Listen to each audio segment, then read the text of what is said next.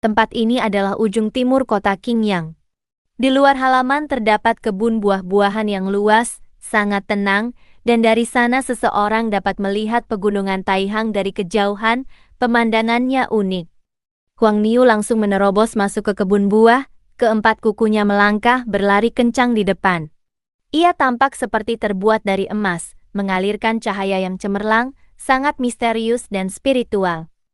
Chu Fang mengejar, berusaha sekuat tenaga, tetapi hanya bisa mengikutinya di belakang. Anak sapi setinggi 1 meter ini memiliki stamina super, kecepatannya sangat mencengangkan.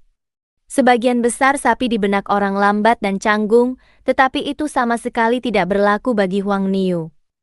Ia melintasi kebun-kebun pohon buah-buahan yang luas, lincah dan cepat, seolah terbang di atas rumput, langsung menuju ke tempat terbuka, meninggalkan kebun buah. Sebuah gunung kecil, tidak terlalu tinggi, muncul di depan. Pada pagi hari saat matahari terbit ini, gunung itu mengeluarkan gumpalan kabut putih. Gunung ini tidak ada di masa lalu. Ia tiba-tiba muncul selama mutasi beberapa hari yang lalu. Chu Fang sudah mengetahuinya. Puncak-puncak gunung yang muncul di tempat lain sangat megah dan luas, tetapi gunung di depannya jelas berbeda. Tingginya hanya 2 hingga 300 meter, bisa dikatakan sangat rendah. Beberapa hari terakhir ini, Huang Niu mengincarnya. Dari awal hingga akhir ia menatap ke arah ini, mengamati dengan cermat, dan baru hari ini ia mulai bertindak. Chu Fang terkejut, apakah ini target Huang Niu? Mu! Huang Niu mengaum rendah, sangat teredam, seperti guntur yang menderu. Ia menunjukkan kegembiraan. Setelah bersembunyi selama beberapa hari, akhirnya ia mengambil tindakan. Gunung kecil itu tidak memiliki rumput aneh, tidak ada pohon kuno, dan tidak terlihat burung buas atau monster aneh, sangat biasa. Hanya saja pada pagi ini, ia mengeluarkan gumpalan kabut putih bersih, yang membuatnya terlihat sedikit berbeda. Huang Niu berdiri di sana tanpa bergerak, matanya menyala-nyala, sangat mendamba. Ia hanya menunggu dengan tenang. Meskipun Chu Fang penasaran, ia tidak berbicara.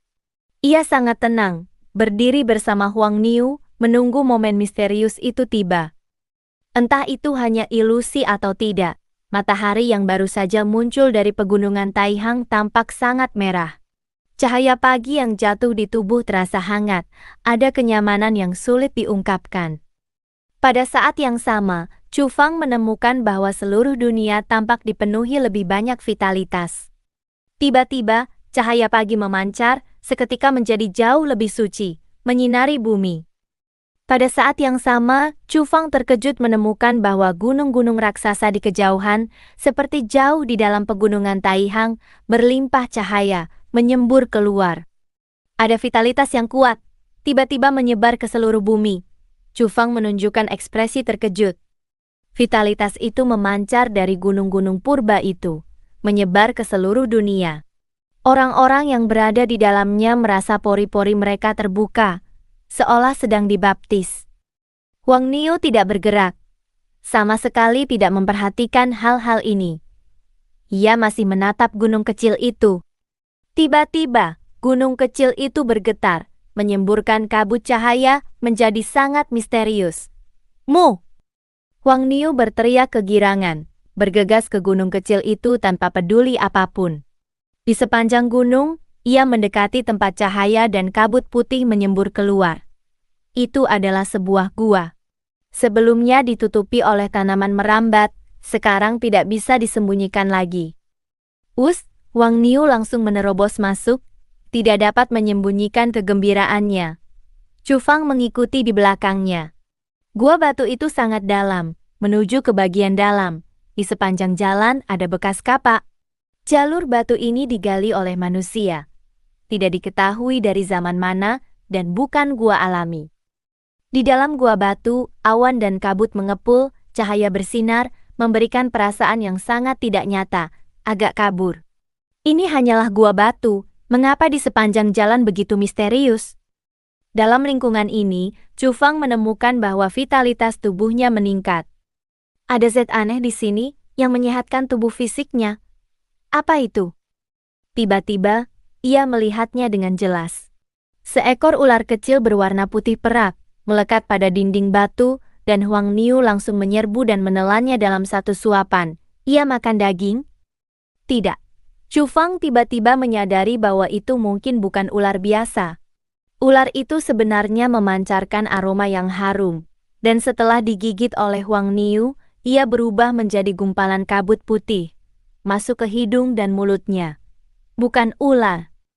Setelah Huang Niu menelan satu, ia terus bergegas, menuju ujung gua batu.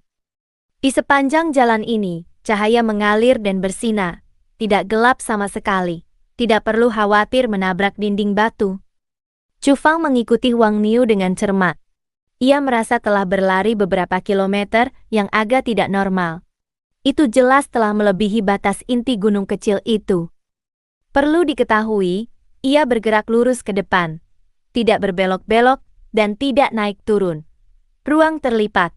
Chu Fang langsung memikirkan kata-kata ini. Ia benar-benar mengalaminya, merasakannya secara langsung. Jalannya panjang, ia melihat beberapa ular kecil putih perak lagi. Bahkan Chu Fang menangkap dua, menelannya. Ia merasa seolah-olah naik ke surga menjadi abadi, ringan dan melayang. Apakah ini gumpalan udara putih? Chu Fang terkejut.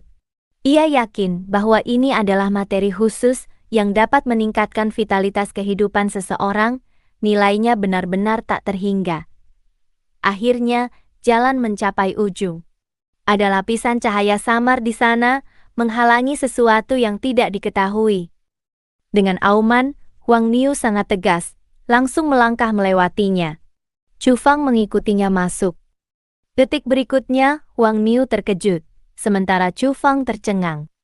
Ia merasa sulit percaya, sangat tidak nyata. Di ujung jalan, dunia tiba-tiba menjadi sunyi, tanpa suara sedikit pun. Hal yang paling sulit dipahami adalah, ada sebuah bintang besar tepat di depan. Luas dan tak terbatas, berputar perlahan, sangat tiba-tiba. Mungkin bisa juga dikatakan Chu Fang dan Huang Niu datang tiba-tiba melihat pemandangan ini. Di mana ini? Mungkinkah di angkasa? Bagaimana ia bisa melihat planet sebesar itu? Itu tidak terlalu jauh, kemegahannya bisa dirasakan. Huang Niu terkejut. Sementara Chu Fang membatu. Ini sama sekali tidak masuk akal. Melewati gua batu, pada akhirnya ia malah sampai di tempat seperti ini. Gaya gravitasi dan hal-hal lain seolah tidak berfungsi, mereka tidak merasakannya. Jika lebih dekat lagi, apakah kita bisa mencapai planet itu? Chu Fang bergumam seperti sedang bermimpi. Itu adalah planet kuno, dengan perasaan perubahan zaman, membawa aura waktu yang tak terbatas. Ia sunyi, berputar perlahan. Kabut putih tebal memancar dari sana, mengalir deras ke sini, dan menyebar di sepanjang gua batu. Ada sesuatu yang datang, seru Chu Fang. Di planet besar itu, selain kabut putih, ada juga objek yang bergerak cepat, menuju ke gua. Ular perak? Ia melihatnya. Itu adalah materi aneh itu, memadat menjadi bentuk ular, datang bersama kabut. Huang Niu membuka mulut besarnya dan mulai menelan. Melihat pemandangan ini, Chu Fang juga tidak sungkan, ia juga mulai menangkap ular perak. Ia tahu bahwa itu sebenarnya bukan ular, melainkan materi misterius yang langka. Setelah itu ia juga melihat benda-benda padat, juga sama, semuanya adalah materi yang sama, membawa aroma yang harum saat ditelan. Mengapa ada planet? Apakah mereka berdiri di angkasa? Chu Fang tidak peduli lagi. Satu orang dan satu sapi terus menangkap materi aneh itu. Hingga akhirnya, perut mereka membuncit. Mereka benar-benar tidak tahan lagi. Perut mereka terasa seperti akan pecah. Barulah mereka enggan, dan kembali. Ketika mereka keluar dari gua batu dan kembali ke dunia luar, Chu Fang merasa seolah-olah ia telah hidup di dunia lain. Kemana ia pergi barusan? Tiba-tiba, tanah berguncang, gunung kecil itu bergetar hebat, dan mulai retak. Huang Niu mengaum, melebarkan kuku, berlari kencang, melarikan diri menuruni gunung. Perut Chu Fang kenyang, ia agak tidak bisa berlari. Ia mencengkeram 2 tanduk emas anak sapi itu, dan duduk di punggungnya. Wang Niu menoleh dan melotot, tetapi sekarang bukan saatnya untuk berhenti. Setelah beberapa kali sentakan, ia tidak berhasil menjatuhkan Chu Fang. Jadi ia harus terus menuruni gunung. Ketika mereka menjauh dari sana, gunung kecil itu perlahan hancur, dan akhirnya dengan suara gemuruh, ia pecah berkeping-keping, berubah menjadi debu dan asap di langit. Tetapi dalam proses ini, kabut putih melonjak, seperti sungai dan lautan, melesat ke langit, sangat pekat. Tidak diketahui berapa lama, barulah ia menyebar ke segala arah, kembali ke seluruh dunia. Wang Niu bahkan lupa untuk menuntut balas pada Chu Fang. Ia menyusutkan leher, menunggu lama, sampai asap dan debu di sana menghilang. Barulah ia mendekat dengan hati-hati. Chu Fang juga mendekat. Di sini hanya tersisa tanah dan batu, benar-benar runtuh. Adapun gua batu itu, yang disebut ruang terlipat, tidak dapat ditemukan lagi. Bagaimana mungkin ada tempat seperti itu? Ia terhubung dengan sebuah planet? Chu Fang penuh dengan kebingungan. Wang Niu tidak menjawab. Setelah kembali ke halaman, ia langsung melakukan teknik pernapasan khusus itu. Kali ini berlangsung sangat lama. Chu Fang juga melakukannya. Ia jelas merasakan sesuatu yang luar biasa. Vitalitasnya sangat kuat. Dan selama proses ini, ia berkeringat di sekujur tubuh. Seluruh dirinya terasa pusing dan berat. Tidak diketahui berapa lama, barulah ia sadar. Ketika ia merasakannya sedikit, ia merasa detak jantungnya luar biasa kuat. Dong-dong seperti genderang yang dipukul. Ketika aku merasakan dengan cermat, aku benar-benar mendengar organ dalamku berbunyi seperti drum. Chu Fang tertegun.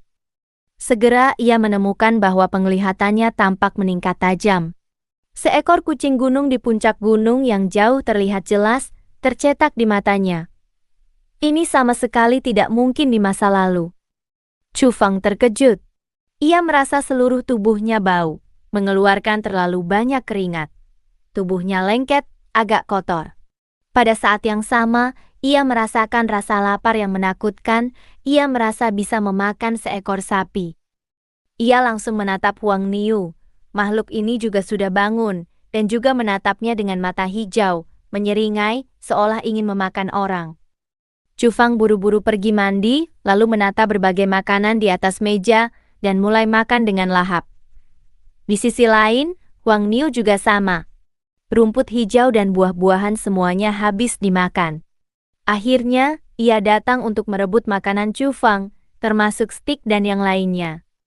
Entah mengapa, Chu Fang merasa sangat lapar. Ia tidak bisa merasa kenyang.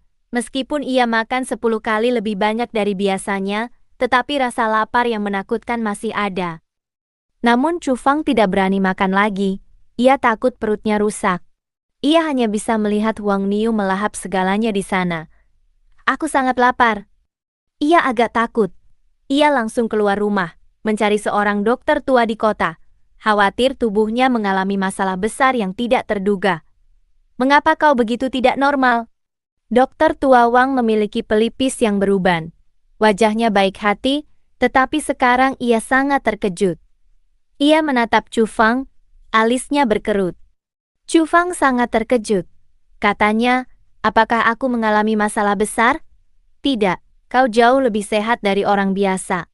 Beberapa nilai vitalitasmu 10 kali lipat dari orang normal, kata dokter tua Wang.